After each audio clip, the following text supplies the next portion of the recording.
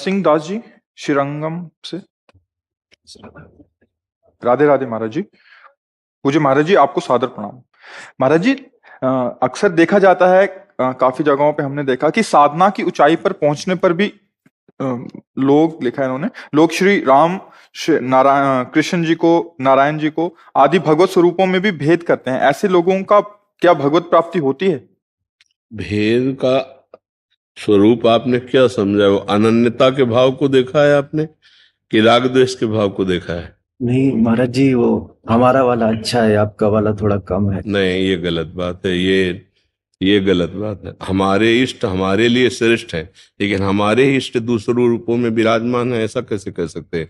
वो तो अज्ञानी है। तो ऊंचाई क्या रुपए पैसे या पद प्रतिष्ठा सोने चांदी के सिंहासन से होती है क्या?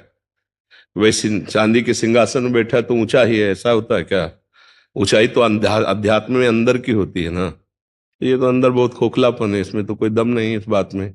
हमारा इष्ट हमारे लिए श्रेष्ठ है, लेकिन हमारा ही इष्ट सब रूपों में विराजमान है, हम उसकी अवहेलना नहीं कर सकते। अगर अवहेलना करता है तो अज्ञानी है, वो नहीं समझ पाता है। वो अभी ऊंचाई पर नहीं है, तो आप उसे ऊंचा नहीं कह सकते हैं। जो ऊंचाई का स्वरूप क्या है?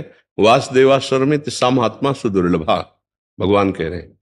विद्या विनय संपन्ने ब्राह्मणे गविहस्तनी स्वनीच सुपाके च पंडिता समदर्शिना।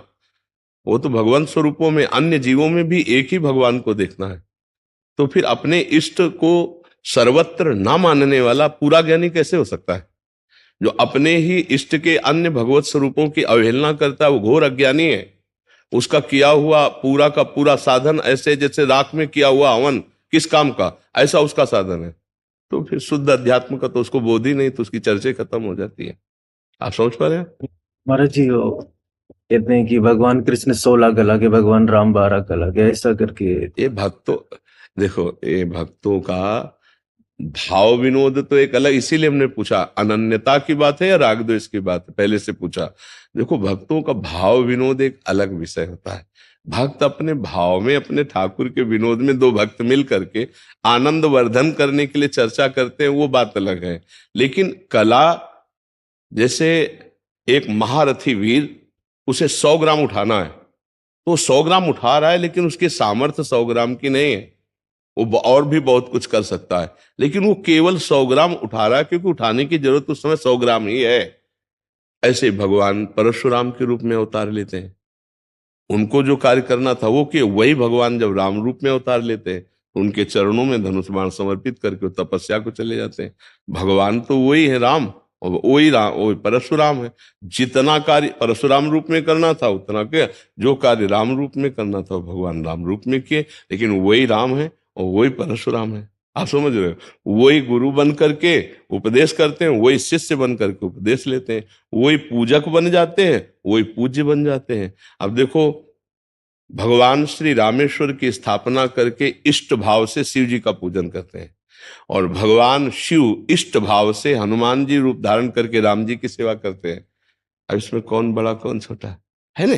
उपासना के लीला क्षेत्र में जब हम प्रवेश करते हैं, तो वो एक आंतरिक आनंद वर्धन के लिए उसमें हास्य विनोद होता है, लेकिन तत्व दृष्टि में नहीं। नहीं, जैसे अब हम अपने लोग हैं, हमारे प्राण हैं प्रिया और लाल दोनों, पर जब हम बैठ करके विनोद करेंगे भागवती का आपस में, तो लालजू की प्रेम पिपाशा और प्रियाजू की प्रेम गरूरता, हम इनका वर्णन करके आनंद लेते हैं। देखो, अखिल कोटि ब्रह्मांडों का ईश्वर होते हुए कैसा प्रेम कर रहा है हमारी प्रियाजू के। तो हम उसको लघु भाव नहीं है, प्रेम भाव का एक विनोदास्पद आनंद वर्धन। तो जब दो भक्त मिले, जैसे सूरदास जी महाराज और तुलसीदास जी, तो सूरदास जी महाराज ने कहा, महाराज हमारे नंद नंदन तो 16 कला से पूर्ण है, और आपके ठाकुर तो 12 कला। तो उनका, अच्छा, हमने तो आज जाना, हम तो सिर्फ राम मानकर प्यार करते हैं, कलाओं से हमारा कोई, हम तो भगवान श्री राम। आप चुप हो, विनोदे किए थे लेकिन चुप हो गए सूरदास जी। अश्रु पूरित होकर तुलसीदास जी कह रहे, हमारे तो प्राण आराध्य के कलाएं आपने बताया 12 कलाएं, आज तो हमें पता चला। कैसा विनोद? हम तो सिर्फ राम से प्यार करते हैं, राम की कलाओं से, राम के वैभव से नहीं, हम सिर्फ राम से प्यार करते हैं। तो भक्तों का एक जो प्रेम विनोद है वो एक अलग बात है। वही राम है, वही श्याम है, वही चराचर जगत है। जिसको ये ज्ञान नहीं, देखो तत्व दृष्टि और प्रेम दृष्टि दोनों में थोड़ा सा भाव अंतर है। जब भक्त प्रेम दृष्टि से बात कर रहा हो तो वहां भेद दृष्टि दिखाई देगी, लेकिन है नहीं। और जब उसी की तत्व दृष्टि सुनोगे तो अभेद दृष्टि दिखाई देगी। तो तत्व बुद्धि का विषय है और प्रेम हृदय का विषय है। तो दोनों चीजें भक्तों में जब कभी चल रही हो तो उस समय भाव की दशा को उनको समझना चाहिए। कि अब जैसे प्रियाजू की ठसक में बोल रहा है तो आपको लगेगा भगवान को नहीं मानते क्या, ये श्री कृष्ण को नहीं जानते क्या? खूब अच्छी तरह से जानते हैं, खूब प्यार है, पर इस समय वो भाव में बोल रहे हैं। वो बात उस समय भक्त की भाव दशा को देखना चाहिए। तो किसी भक्त की भाव दशा को उसको न्यूनतम बुद्धि से ना देखे। अगर कोई न्यूनतम बुद्धि से भगवान के किसी भी स्वरूप का अवहेलना करता है तो ना उसे तत्व ज्ञान है, ना उसे भगवत प्रेम है, अभी केवल सुनी सुनाई बातें बक रहा है, कोई उसकी स्थिति नहीं है। तो बात तो स्थिति वालों की होती है। ऐसा है, कोई भी इष्ट छोटा नहीं है, वही है। कलाओं का अगर पूछे तो 16 कला और 12 कला एक सीमित शब्द है ना? असीम भगवान में कैसे साबित हो सकता है? असीम भगवान में ये कहीं साबित हो सकता है क्या? जिसका वेद नेति नेति कह के वर्णन करते हैं, सरस्वती को भी जो बुद्धि प्रदान करता है, उस परमात्म तत्व की कलाओं का कोई वर्णन कर सकता है? सही पूछो, वो अनंत कला वाले हैं। अब जहां उनको जैसे कह रहे एक महावीर है, उसको 100 ग्राम उठाना है तो 100 ग्राम आराम से उठा रहा है। इसका मतलब नहीं कि उसका पूरा बल 100 ग्राम है, वो और भी कुछ कर सकता है। तो भगवान जब अवतार लेते हैं तो भक्त उनके लीलाओं का गायन करके, विनोदास्पद दो भक्त मिले, आपस में चर्चा करी, वो एक अलग विषय है। लेकिन तत्व ज्ञान के सर्वत्र भगवान एक ही है। अगर इसमें त्रुटि है तो फिर वो अभी अधूरा है, अभी पूरा नहीं है। एक ही भगवान सर्वत्र। प्रेम दृष्टि में एक अलग स्वरूप आ जाता है। जैसे जनकपुर में है तो सिया पक्ष में है, तो फिर आप उनकी चर्चा सुनोगे तो फिर आपको लगेगा राम जी को नहीं, बहुत अच्छे से जानते हैं, पर उस समय भाव में बोल रहे हैं, उनकी बात समझनी पड़ेगी। वह उनके चरणों में नमन होना पड़ेगा कि ऐसा प्रेम आपका। प्रेम को पहचानना, प्रेम और बौद्धिक स्तर दोनों अलग है। बौद्धिक स्तर दिमाग वाला होता है और प्रेम हृदय वाला होता है। जब हृदय से बात करते हैं तो दिमाग को रोका जाता है, और जब दिमाग से बात होती है तो हृदय को छुपाया जाता है। तो जहां प्रेमी जन बोल रहे हो वहां दिमाग नहीं चलता, वहां हृदय की बात है। जैसे महाप्रभु चैतन्य देव दक्षिण में जब यात्रा कर रहे थे तो एक भक्त ने निमंत्रण किया कि 11 बजे, तो अब वो गए तो रो रहा था, वहां कोई रसोई नहीं बनी थी, अकेला रहता। महाप्रभु ने देखा, समझ गए, तो बहुत बड़े भाव। उन्होंने पूछा, भाई आपने निमंत्रण दिया था रसोई, तो उन्होंने कहा कि रसोई कैसे बनावे, हमारी माता सिया जी को रावण ने छू कैसे लिया, और चिल्ला चिल्ला के रो। अब वो यहां से समझने वाला विषय नहीं रह गया, अब यहाँ का विषय, वो भावावेश में है। ऐसा कैसे हो सकता है कि दुष्ट रावण, अपवित्र रावण हमारी माता सिया जी को छू लिया, चिल्ला चिल्ला के रो रहे। महाप्रभु चैतन्य देव ने समझाया, लेकिन उस समय भाव में। एक जगह गए तो हस्तलिखित रामायण में कि सिया जी को भगवान ने पहले अग्नि में स्थापित किया और छाया सिया जी को फिर लीला के लिए। वो लौट के आए वहां और उसको हस्तलिखित पूर्व रखी थी, दिखाया कि देखो ये लिखा है।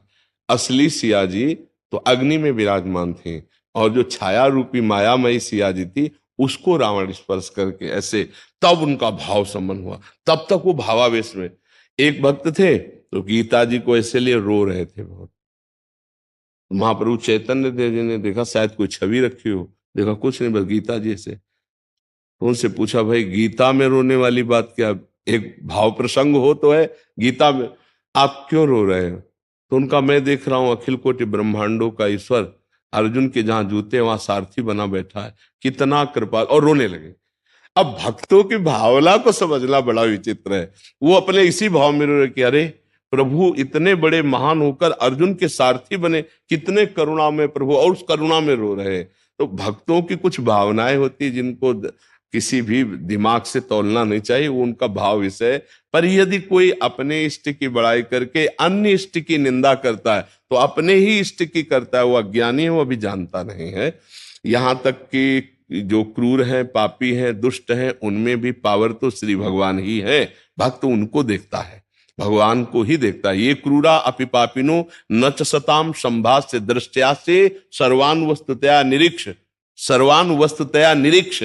आचार्य आदेश कर रहे हैं, स्वाराध्य बुद्धिर्मम, अपने आराध्य की बुद्धि से ऐसे घोर पापियों के हृदय में भी भगवान को देखो, पर व्यवहार दूसरा होगा उनके साथ। दर्शन भगवत भाव होगा पर व्यवहार दूसरा होगा। ये बात समझ रहे हैं आप? पर किसी की निंदा नहीं करनी। मान लो ऐसे भी कोई है तो भगवान ने उनको उतने ज्ञान दिया है, अपने को उनकी बात नहीं सुननी, ना निंदा उनकी करनी है। नहीं तो फिर हम में उनमें क्या अंतर रह जाएगा? वो गलत है, हम उनकी निंदा कर रहे तो हम भी तो गलत हो गए ना। महाराज आपके दर्शन हो गए, दर्शन आपकी बहुत कृपा। बहुत दिन से दिल लगा था आपसे मिलने के, लेकिन समय और वो नहीं मिल पा रहे। पर कोई बात नहीं, आप राष्ट्र सेवा में है ना, ये बहुत बड़ी सेवा हमारे देश की है और ये भगवत सेवा है। संपूर्ण सृष्टि भगवान की रची हुई है ना, तो उसमें जिसको जो कर्तव्य कर्म मिला है, अपने कर्तव्य कर्म का यदि पालन करे और नाम जप करे, नाम जप अत्यंत आवश्यक है। कर्म तो सब लोग कर रहे हैं, नहीं कर रहे हैं, पर देश प्रियता रखकर और भगवान नाम जप करते हुए कर्म किया जाए तो वही आराधना बन जाता है। जैसे हम भोजन बनाते हैं, पाना तो हम ही को है, लेकिन जब हम उद्देश्य उसका भगवान को भोग लगाने का रख लेते हैं और फिर भगवान को भोग लगा के पाते हैं तो हमारा पुण्य भी बन जाता है और पाने को भी प्रसाद रूप से मिलता है। तो प्रसाद सब दुखों का नाश करने वाला बन जाता है। प्रसादे सर्व दुखा नाम हानि रस्योपजायते। भोजन तो सब बनाते हैं, खाते सब हैं, लेकिन वही प्रभु के लिए बनाना और फिर प्रसाद रूप में पाना, वो एक पुण्य भी बन गया और भोजन भी पा लिए। ऐसे ही राष्ट्र को भगवान का स्वरूप मानकर राष्ट्र सेवा नाम जप करते हुए करना, तो राष्ट्र सेवा भी बन गई और भजन भी बन गया और भगवान की भी प्राप्ति होगी और इस लोक में भी सुख शांति बनी रहेगी। हम कई बार प्रार्थना किया है अपने राष्ट्र सैनिकों से जब जैसे आते कि देखो, आंतरिक शत्रु को मारने के लिए गोली की जरूरत नहीं होती, वहां गोली नहीं पहुंचती, वहां हमें ज्ञान चाहिए और वो ज्ञान होगा सत्संग और नाम जप से। अगर हम संत वाणी सुनेंगे तो आंतरिक शत्रु को हम मार सकते हैं। नाम जप करें हम और राष्ट्र को भगवान की सेवा माने धर्म पूर्वक, और जब छुट्टी मिले तब घर आए और सत्संग सुने जरूर। अगर 10-5 मिनट भी समय मिले आपको और अगर सत्संग सुनेंगे तो आपका वो अध्यात्म बल पुष्ट रहेगा। आप दुख सुख की परिस्थिति में सम रह पाएंगे, आप आनंदित रह पाएंगे। लाओ इनको सबको श्री जी का दुपट्टा और प्रसाद। और जी मेरा एक ये है कि प्रकृति को लोग अगर नेचर को फॉलो करेंगे तो बीमार नहीं पड़ते। उसके ऊपर मेरी पत्नी डॉक्टर है, तो उसके ऊपर वो ये करती है, काम करती है, लेकिन मन विचलित होता है। नेचुरल प्रोसेस खाने से फूड अभी वो नेचुरली मिल नहीं रहा है, लेकिन वो लोगों की मदद करना चाहती है कि जो लोगों को प्रकृति को फॉलो करेंगे, जो सूरज भगवान से दिनचर्या को फॉलो करेंगे, वो बीमार नहीं होंगे। उसके लिए काम कर, लेकिन मन विचलित होता है कहीं ना कहीं कि लोगों का ना आना, क्यों लोगों को देखो। हाँ, आजकल लोगों की बुद्धि जो है वो थोड़ा रजोगुणी तमोगुणी हो गई। अब जो 10-10 बजे तक सोते हैं वो कैसे इस सिद्धांत का अनुसरण कर पाएंगे? भाई, सिद्धांत के अनुसरण के लिए 10 बजे रात्रि के शयन करो और 4 बजे 5 बजे जग जाओ। अब 2-3 बजे तक तो लोग जगते हैं और 10-11 बजे तक सोते हैं, तो कैसे दिनचर्या चलाए? उनको पसंद ही नहीं आएगा, आपकी बातें पसंद नहीं आएगी। आज हम धन्यवाद देते हैं कि कम से कम भारतीय संतों की बात तो सुन रहे। लाखों लोग बात सुन रहे, बड़ी बात है। नहीं, कोई संतों की बात, धर्म की बात, नियम की बात, पवित्रता की बात। आज तो मनमानी आचरण हो गया है, मनमानी आहार विहार हो गया है, मनमानी दिनचर्या हो गई है। तो इसलिए धैर्य पूर्वक रहो, अपने कर्तव्य में रहो, मन को विचलित मत करो। जो कार्य आप कर रही हैं उसमें भगवान आपका सहयोग करते हैं। हाँ, पर सब लोग आपका अनुगमन करें ऐसी आशा मत रखो, कलयुग है। हाँ, जो 10-20-50-100 लोग भी हो जाएं, तो अगर हम 10-20-50 को दिनचर्या दे पाएंगे तो वो आगे चल करके किसी और को भी सुधार सकते हैं। इसलिए हमको निराश तो आशीर्वाद बनाए। हाँ, निराश नहीं होना है, अपने कर्तव्य का पालन करना है।